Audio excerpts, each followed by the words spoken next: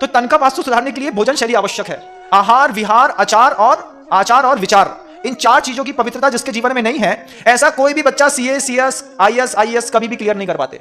2-4-10% पुण्यात्मा ऐसे हों जिनके पूर्व भाव का इतना तीव्र पुण्य हो कि वो पापी भी हो, पाप के काम भी करते हो और अच्छे पदों में पहुंच जाएं।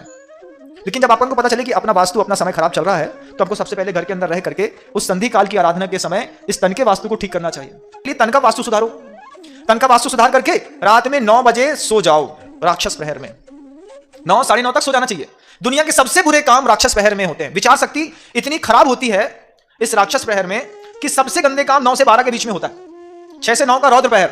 इस रौद्र प्रहर में आदमी बुरे बुरे विचार पैदा करता है, सोचता है अभी मुझे शराब पीने जाना है, अभी मुझे क्लब में जाना है, अभी मुझे कैबरे देखने जाना है, अभी मुझे होटल में जाना है। इस समय 6 से 9 बजे तक आदमी धारणा बनाता है रौद्र काम करने की। 9 से 12 तक जब राक्षस प्रहर चलता है उस समय इन कार्यों में प्रवृत्त हो जाता है।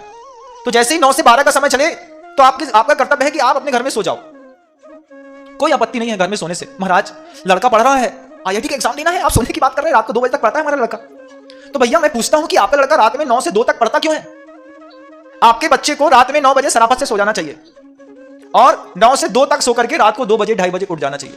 जिस शांति और जिस एकांत की खोज आप रात में 9 से 2 के बीच में कर रहे हैं, उससे गहरी शांति और उससे गहरा एकांत आपको सुबह के 2 बजे से लेकर के 6 बजे तक मिल जाएगा। लेकिन हमारी आदत क्या है? हम रात में पढ़ेंगे खूब सारा, फिर पढ़ के सो जाएंगे। जब राक्षस प्रहर चल रहा है, विवेक की प्रकृति राक्षस के जैसी हो गई है, उस समय ज्ञान हमारे मस्तिष्क में कैसे आएगा? तो जो आईआईटी करने वाले हैं, सीए करने वाले हैं, सीएस करने वाले हैं, जो नीट के क्लैट के एग्जाम देने वाले बच्चे हैं, इनको ये बात जाननी होगी कि इनका एग्जाम क्लियर नहीं हो रहा है। उसका सबसे बड़ा कारण है इनको टाइम मैनेजमेंट नहीं आता। और ये संधि काल आपको टाइम मैनेजमेंट सिखाना चाह रहा है। संधि काल ये बताना चाह रहा है कि आपको दुनिया की सबसे बेहतरीन दिमाग वाला बनना हो, आपको सबसे बड़ा लीडरशिप करना हो, अपनी क्वालिटी डेवलपमेंट करनी हो, तो सबसे पहले क्वालिटी डेवलप करिए कि early to bed and early to rise. सबसे पहले 9 बजे सोना सीखो।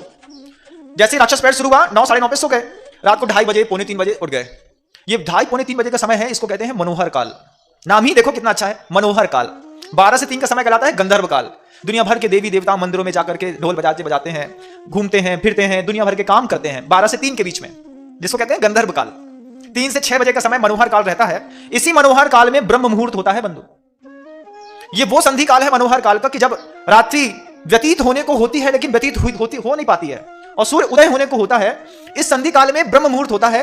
उस ब्रह्म मुहूर्त में जितने भी लौकिक शिक्षा ग्रहण करने वाले बच्चे हैं, ये अगर जग करके पढ़ाई करते हैं या भगवान का ध्यान करते हैं या किसी मंत्र की जाप की माला फेरते हैं, तो इनका माइंड कितनी जल्दी डेवलप होता है। इसके मामले में साइंस क्या कहता है मैं आपको बता दूं।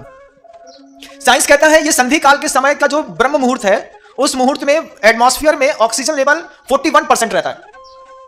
मतलब शरीर को स्वस्थ करने के लिए जिस सबसे मूलभूत ऑक्सीजन की जरूरत है, वह वातावरण में 41% है संधि काल के ब्रह्म मुहूर्त में। 41% है ना, आपने देखा ना, ऑक्सीजन 41%। फिर नाइट्रोजन 55% है। नाइट्रोजन क्या करती है? आपने कभी देखा हो खेतों में फसलों को डेवलप करने के लिए नाइट्रोजन डाला जाता है, जिसको आप यूरिया कहते हैं, है ना, वो नाइट्रोजन ही रहता है। उस नाइट्रोजन को, यूरिया को डालने पर जैसे फसल का डेवलपमेंट होता है, ठीक ऐसे ही बॉडी को स्वस्थ रखने के लिए ऑक्सीजन चाहिए और बॉडी को बहुत ज्यादा विकसित और संवर्धित करने के लिए नाइट्रोजन चाहिए। तो वो जो नाइट्रोजन का लेवल है वह सुबह के उस ब्रह्म मुहूर्त में 55% रहता है। अगर कोई रोगी व्यक्ति है जिसको किसी प्रकार का रोग हो गया है, किसी को किसी प्रकार की बीमारी हो गई है और उसमें सुधार नहीं हो रहा है, तो उसको सुबह के इस ब्रह्म मुहूर्त में उसके बिस्तर से हटा करके सफेद कपड़े पहना करके बिठा दो। उसको बोलो थोड़ी थोड़ी ठंडी ठंडी हवा हल्की हल्की सी भी तुम्हारे शरीर को छूती हुई जाएगी और सिर्फ 48 मिनट तक भगवान का नाम जप लो, तो उसकी रोग प्रतिरोधक क्षमताएं 10 गुनी और बढ़ जाती हैं। तो नाइट्रोजन 55% और कार्बन डाइऑक्साइड का लेवल मात्र 4% रहता है। 55% नाइट्रोजन, 41% आपके अंदर ऑक्सीजन और मात्र 4% की कार्बन डाइऑक्साइड इस ब्रह्म मुहूर्त में सुबह सुबह होती है।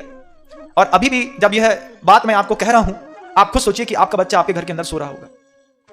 जिनके घरों में ये प्रवचन सुने जा रहे होंगे, उनका बच्चा भी सो रहा होगा या फिर बाथरूम में होगा, अब भी उठा होगा।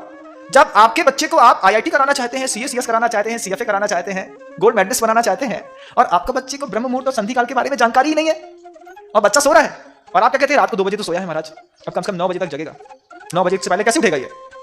जबकि महर्षि की इसके बारे में बहुत अच्छी मोटिवेशनल स्पीच है, जिसमें महर्षि ने कहा था कि रात में 9 बजे से 12 बजे के बीच में प्रत्येक घंटे में 3 घंटे की नींद पूरी होती है।